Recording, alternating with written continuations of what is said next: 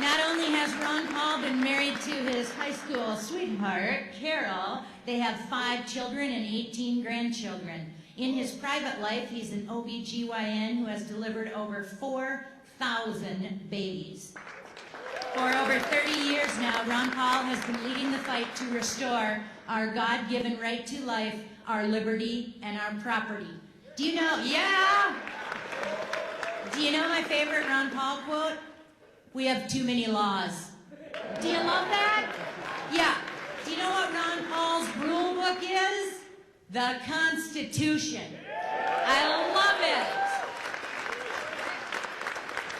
Some say Ron Paul is the Thomas Jefferson of our time. He never voted for a single piece of legislation that wasn't expressly authorized by the Constitution. He never voted for a tax increase. He never voted for an unbalanced budget. He never voted for gun control. And he never voted to increase the debt ceiling.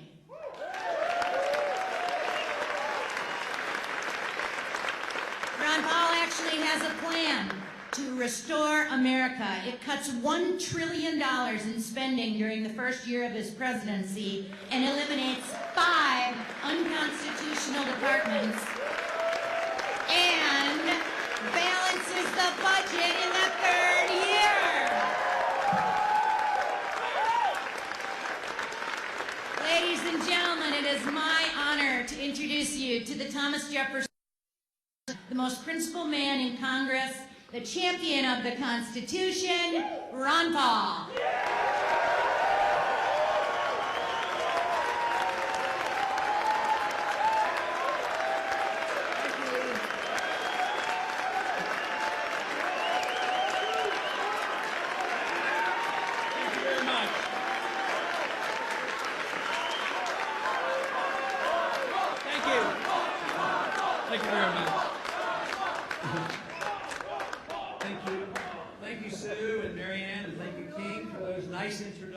And thank you for coming. It sounds like somebody here understands what liberty is all about. I'm delighted to be with you.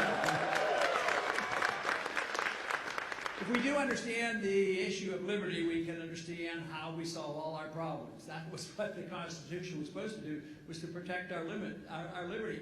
But what it did was actually restrain the government. So your liberties are protected if we restrain the government, and that is what you're not inheriting. The young people are inheriting a mess because we have been very careless. There's been too many people in Washington who have not taken seriously the oath of office. So we've gotten ourselves into a mess, but what is exciting is because of the trouble we're in, whether it's overseas or whether it's domestically or economically or monetarily, people are realizing it's not working, we're going to replace it with something, and I know exactly what we're going to replace it with, and that is freedom.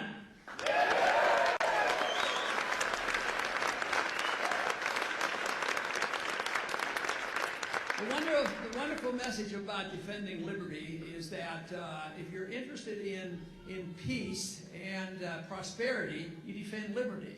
And it isn't more complicated than that. If you want to get rid of the wars, you're going to have more prosperity. If you want a better economic system, you have to have sound money. You can't print money and call it capital. So therefore, you have sound economic policy, you get rid of the wars, you promote individual liberty, and you end up with peace and prosperity. And I don't know why we can't sell that message, because it is so important and so necessary. If it's prosperity we want, if it's peace that we want, we have to realize that it comes by understanding exactly where our liberties come from, where our lives come from. It comes to us in a natural or God-given way, and the government is there to protect it, not to interfere and tell us how to live our lives or run the economy.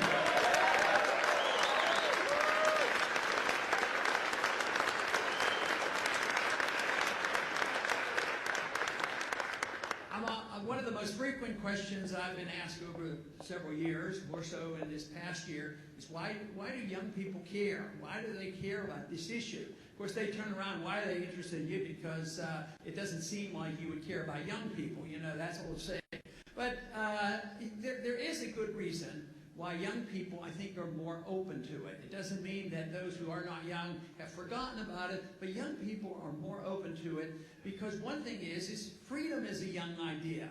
People think that, so often those of us who have defended freedom, especially if you talk about sound money, you want to go back to the Dark Ages. You want to go back to the 19th century or the 18th century. And only what we're doing today, fighting these endless wars and printing money and running up debts and expanding the size of government, undermining personal liberty, they think that is progress. The only thing that has ever been progress is the improvement and the development, the understanding of liberty. And that's a relatively new issue. If you think of all of history and all of the world today, it's mostly has been run by tyrants. And the notion that individuals are important and governments are supposed to be small and limited to the protection of liberty, that is a new and exciting idea. And I think that is one of the reasons why young people like this idea, because their minds are not muddied up with the conventional wisdom of the politicians and the TV and the media and all the things that they have learned. And they're more open. And too often as we get older, we are taught to conform. But I think it's a natural tendency to love liberty, whether you're 2 years old or whether you're 16 years old.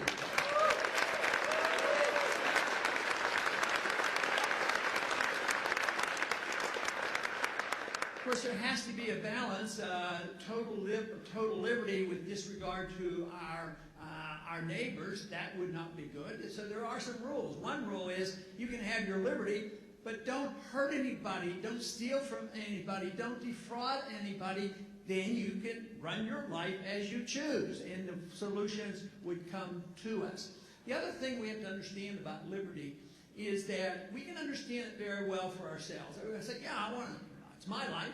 I want to run my life as I choose. I want to pick my church as I choose, or no church at all. I want to read the books that I want.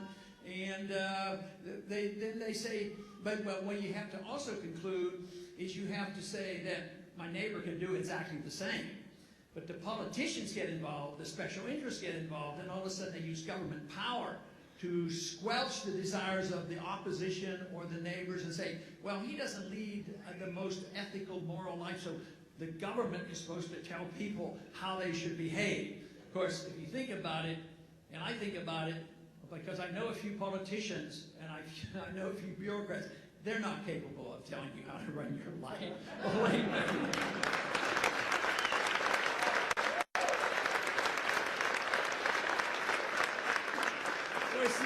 It's the acceptance of other when they don't use their life as you think they should, whether it's social, or they spend their money in a different way than you think they should. But that means if you want to legalize liberty and free choices, if they're not hurting people and only involving a risk to themselves, then you have to be a bit tolerant, and you don't have to endorse what they do. Just because you don't want to deal with them, that doesn't mean you endorse their views. So this is so often what happens. If people will say, well, if somebody uses their liberty in a certain way, such and such is going to happen, that means I endorse what they do. Absolutely not. If somebody practices a religion you don't endorse and you disagree with, or if they don't practice a religion, because you protect the right of their free choice, that doesn't mean you endorse what they do. So that's the way it should be across the board, whether it's economic liberty or social liberty. We accept the fact that you can deal with your spiritual life, your intellectual life, and why should we accept the notion that you should be able to decide what you do with your own body? How you decide how to run your own life. We shouldn't be so judgmental. And if we can accept that, then that provision should be, adapted to saying that maybe we apply the same principles to all foreign countries. We have our shortcomings. Other countries have all their shortcomings. But is it our responsibility, and will it work for us to say, we are the best, we are the champions, we know what to do, and if you don't live the way we do, we're going to invade you and occupy you, and if you want to do our bidding, we'll bribe you and prop up your dictators. If you don't, we'll bomb your countries. No, that is no way to do it if you want to live in a republic and a free society. If we have an exceptional...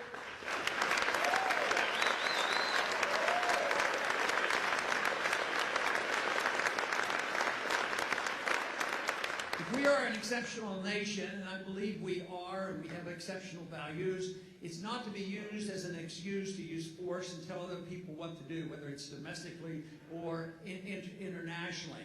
And unfortunately, unfortunately, this is what we have done. And if we think we can spread our good values this way, we're making a very serious mistake.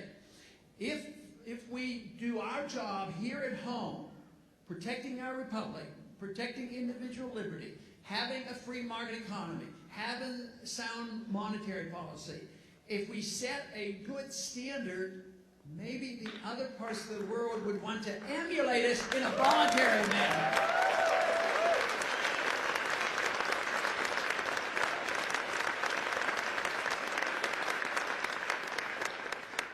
And that is what we should strive for. It would be much better than this notion that we can use force. The rejection of force in a free society is a basic principle that has to be understood.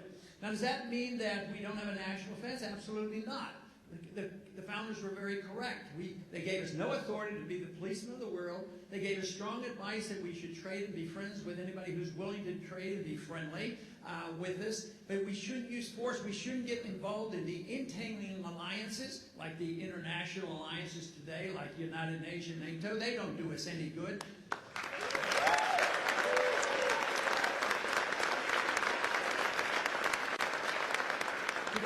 Today, our presidents, by decades now, our presidents, especially since World War II, have decided to go to war not by the consent of the people through their representatives in Congress, but they go to war under UN resolution and NATO resolutions. It's unconstitutional, it's wrong, it's very dangerous, costs a lot of money, and we should hold the feet to the fire of anybody who represents us in Washington not to go to war in that manner.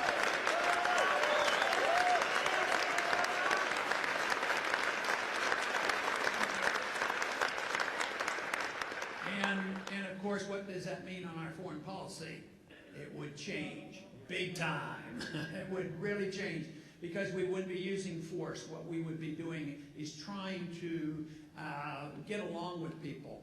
And people say, well, no, there's some really bad people out there. Yeah, that's absolutely true. There are. And that doesn't mean you have to condone it. But it doesn't mean that you have the right, because somebody is running a country 6,000 miles away from us and they're not running it the way they should, that doesn't give us right to do what they call preemptive war. Preemptive war is equivalent to aggression. That is not in the Constitution, it's not good policy, and it ought to be rejected.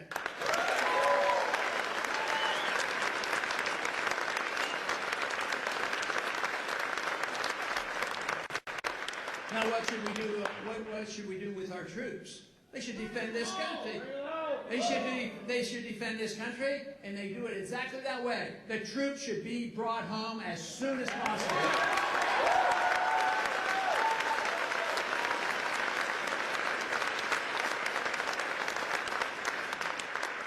Of course, the immediate effect would be, I think we would be safer, we would be richer, and of course the economy could get a little boost too. Just think, if all the military came home within a month or so and they started spending all that money here at home, that would give us a real kick in the economy and would be immediate help to us.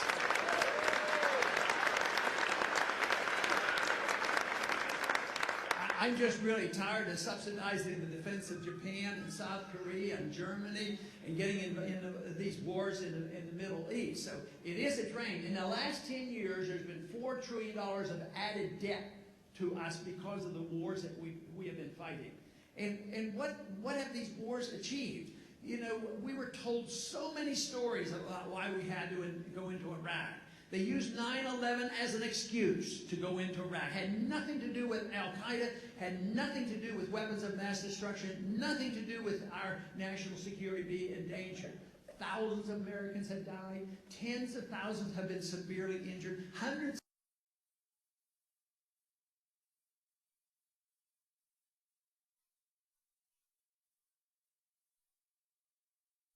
of help that they need. And it's almost like it's invisible. People aren't expressing the concern that they should.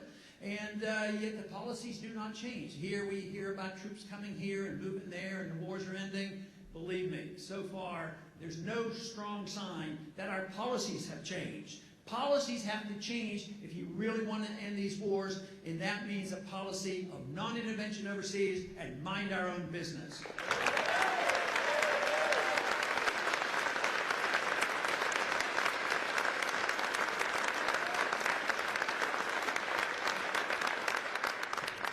wartime footing, the American people, as all people seem to do, they seem to be more willing to give up their liberties. We certainly seem to do that right after 9/11. But 9/11, I think, in many ways was misunderstood. The Iraq War came out of it, and that was a war they had been planning. I gave my first speech in 1998 against the oncoming war in Iraq because that was our policy change. And and domestically, there was a bill floating around for quite a few years, and they wanted to place more controls on our privacy. But there was never enough energy and enough support for it. And when 9/11 occurred, they brought it out and put it in. That was called the infamous Patriot Act, a bill that should have never been passed. That bill shouldn't have been passed. If I have anything to say about it, it would be one of the first things I'd like to do is repeal the Patriot Act.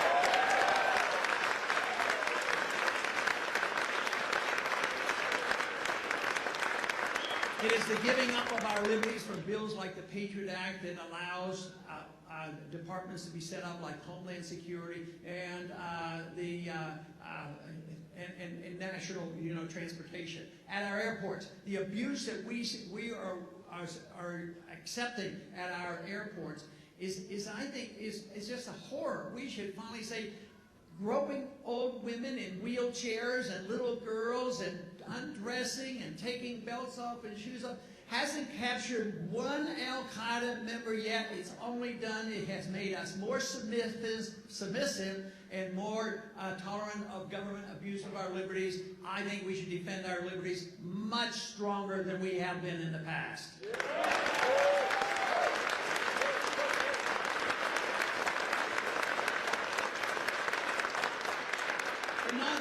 Not only has the TSA been abusing our liberties, but there's been some other things ongoing. I imagine many of you probably have heard about the provision that was stuck in the National Defense Authorization Act. A horrible provision. That provision is what says is that military now can arrest American citizens. The military, that means Posse Comitatus has been repealed, and not only can they arrest American citizens, and for the vaguest of complaints, if you're what they call an allied force, if you happen to become associated with a group they think they're suspicious of that they might cause harm. So if you visit websites or you get emails or donate money or attend a meeting, you could become a suspect as an allied force. But what they're saying now with the law passed by the Congress, it says the Army can do this, the President can do it with the use of the Army and arrest people and denied an attorney, denied a trial, denied even charges being made, and put in prison indefinitely. It says it indefinitely, and even in the foreign prison. That is not the kind of America we should want to live in. That provision needs to be repealed.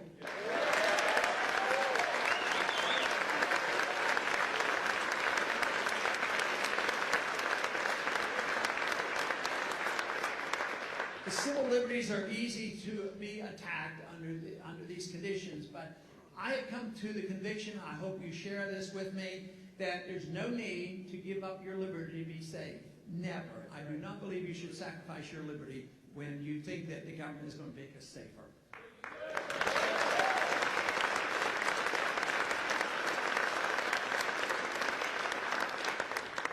During the campaign, probably the issue that comes up the most is the economy. People don't like the war, they wish it would end, and they know the deficit is a problem. But the biggest concern is the economy, and superficially that I think is a legitimate concern.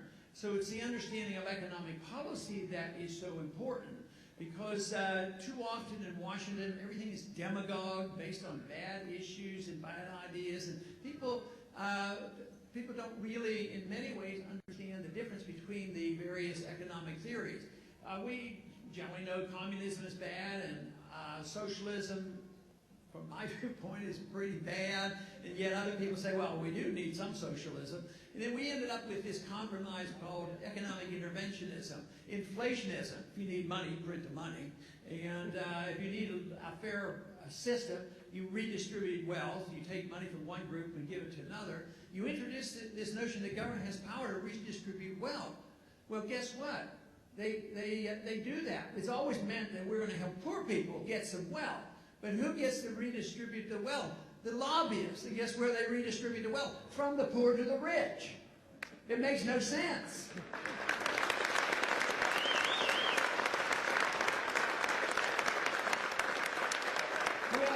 We've had a housing program well motivated by most individuals who supported it. First, it was created by printing money, easy credit, pass it out, and they can buy. Everybody can buy a house.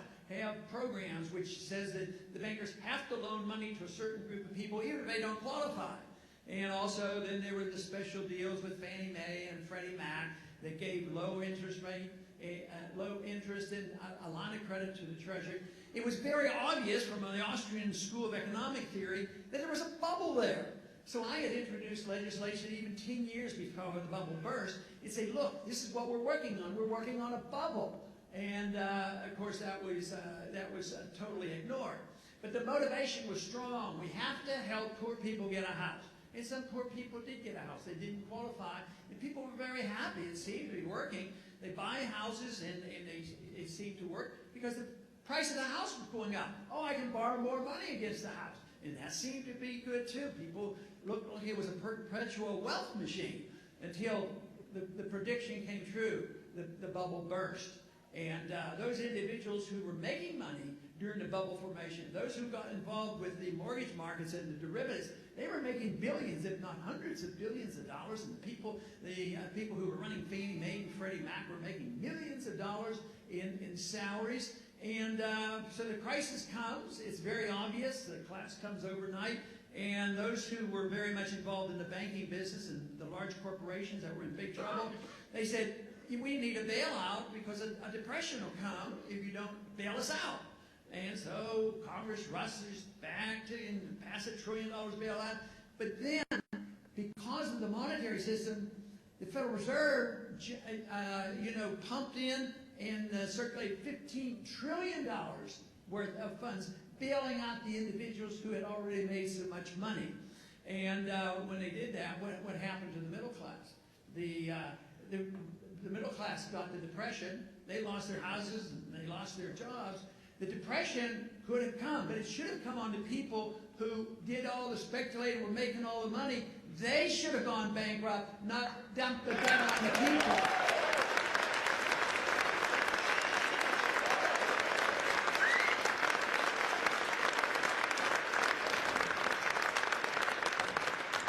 But of course, the interest I've had for many years, matter of fact, even early on when I first got involved in talking about economics and ended up going to the House of Representatives, had to do with the monetary system.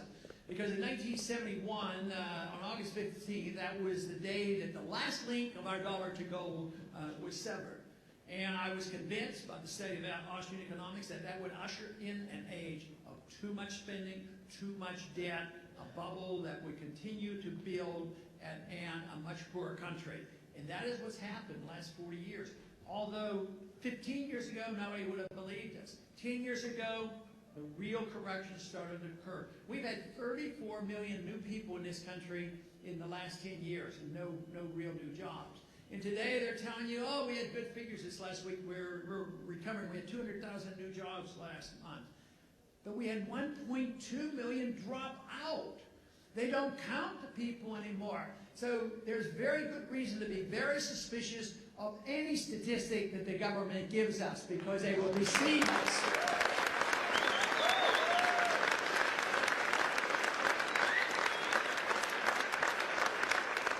So they tell us the unemployment problem isn't nearly as severe as many of us believe, but they also say there's no inflation. Inflation measured by rising prices. And the reason they do that is to make sure Social Security beneficiaries don't get any increase in their benefits. But there's a lot of inflation. Talk about the cost of education.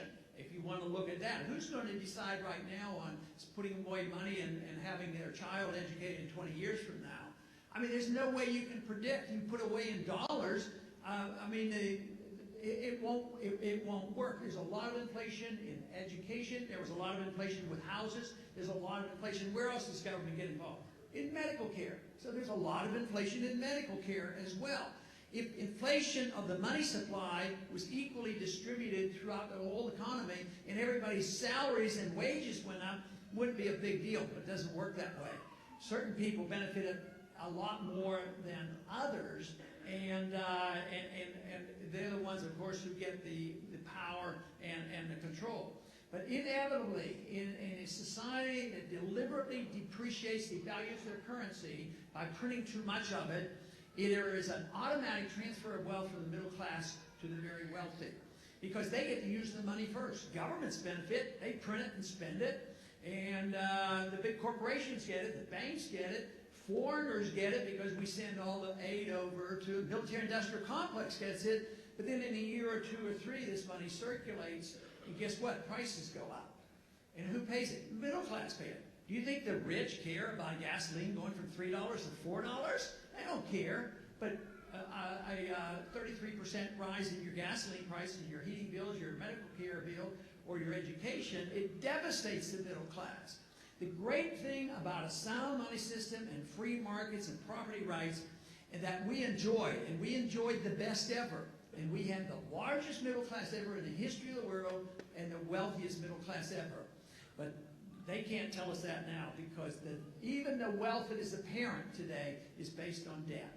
And this is the reason people aren't feeling good about it, because not only do they know about the debt, and they know the failure of government, even those who believe in these programs know, we could just solve it all if we just raise taxes, and then we can take care of the people who have these needs. But people are starting to realize, young people, I get usually a pretty good reception then when I offer to young people, in order to get through this transition and get a better system, just to let the young people opt out of Social Security if they want. If they're under 25, I let them get out of Social Security.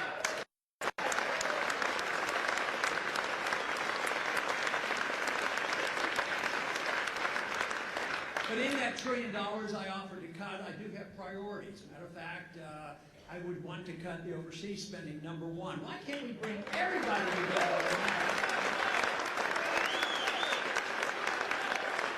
So, why can't we bring conservatives and liberals and independents and everybody together on saying, why don't we take care of our people at home when we're broke? That's your big deal. And even though some of these programs are not technically constitutional and they're literally facing bankruptcy, I think if we work our way out of it, you don't have to attack child health care or Medicare or Social Security if we did the right things. But the whole problem is nobody wants to cut anything out of the militarism. Republican or Democrats, liberal or conservative, they keep thinking that is an absolute requirement. And yet history is replete with all the examples of great empires that have gone by their wayside because they extended themselves too far overseas. And just think of what the Soviets did just in recent history. I mean, they were so foolish they went into Afghanistan. They thought they could occupy Afghanistan. And look, so here we are doing the same thing, and of course, I think we have to cut the spending, and that's why I offered to cut 5 departments. But I think if we did it deliberately, we could work our way out and take care of the people who are truly needy. If we don't do that, we're all going to be needy. Even the wealthy are going to suffer, because there will be not only economic chaos, there's going to be political chaos. It's already existing in Europe. Europe is in a little worse shape than we are. They expect the next shoe to fall in Europe. But guess what? Bernanke has already gone to Europe because people are still taking our dollars, which means the greater burden on the American people. He's promised that he's going to bail them out. I mean, the banks are in trouble. They still own derivatives. The debt is still very big. But the foreign banks, which are branch banks of ours frequently, they bought up this Greek debt and this other sovereign debt that's not worth anything. But we say, okay, we can't let this crisis build, so we're going to bail them out, which means the burden is always falling on the U.S. dollar, the U.S. economy, and the American taxpayer. And that's why just the thought of restoring a national sovereignty and having a national currency backed by gold would be so much better.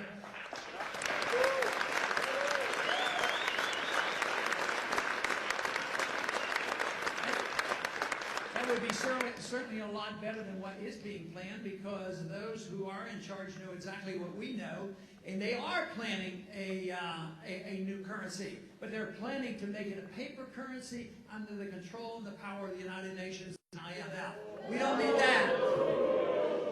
But what we need is a firmer understanding and conviction about freedom. Because if you truly believe in freedom, you believe in the free market, you believe in property rights, you believe in contract rights. Some people accuse us and say, oh, if you people had it your way, there would be no regulations whatsoever. No, the regulations would be about the market and property rights. The regulations wouldn't have allowed to bail out these corrupt companies who were really bankrupt. They should have gone bankrupt if the regulations of the market had occurred.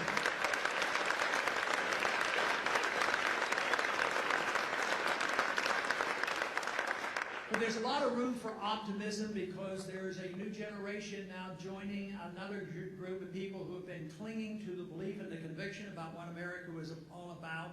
There's the great need, the apparent failure of all these programs, the failure of the monetary system, the failure of our foreign policy. It is out in the open. The only question is, are we going to express ourselves and tell them we have some alternatives that will be part of the American system? We don't have to go backwards. We can take what we've had in the past and build on it, improve on it.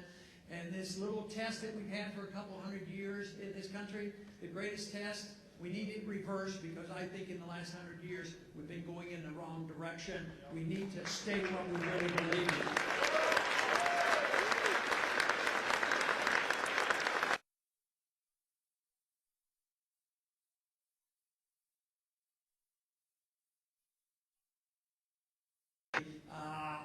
Is what we need, because it's that minority. You don't need the majority vote immediately. You need a minority that's willing to go out, say, and vote and get in caucuses and do the things necessary that has to be done. But we also, by doing this, we continue to make these brush fires of freedom in the hearts and minds of men. This is what has to be done. What the American people want is the type of government we want. We've been too careless. We've been thinking about the materialism that comes from a free society and forgot about where production comes from. So this is what's happening right now, a revolutionary approach and ideas. The younger generation and those who believe this in the past are saying, yes, that we can't depend on the government. We should limit it. We expect the government to have their full-time job protecting our liberty, not undermining our privacy. Today, they destroy our privacy and they protect their secrecy. We need more openness in government, especially with the Federal Reserve.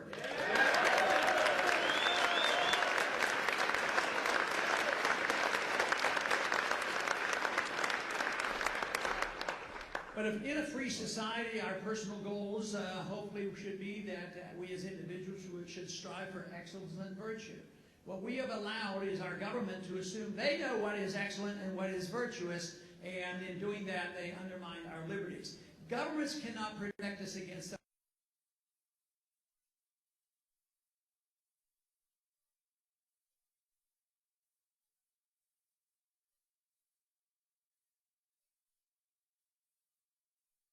virtuous and work for excellence? No. But when government does it, they destroy liberty, and guess what? They almost always make the mistakes on what they think is best for you. So this is an opportunity that we have now. The energy is there. The number of people in this country are growing by leaps and bounds. It is so different than it was 20 years ago 25 years ago when I started, so much different than 4 years ago, so much different since the crisis has hit. The people are sick and tired, and they see there's an end point. The answers can be found in our traditions. The answers can be found in this concept of liberty. Join us in this effort. We can restore America. Thank you very much.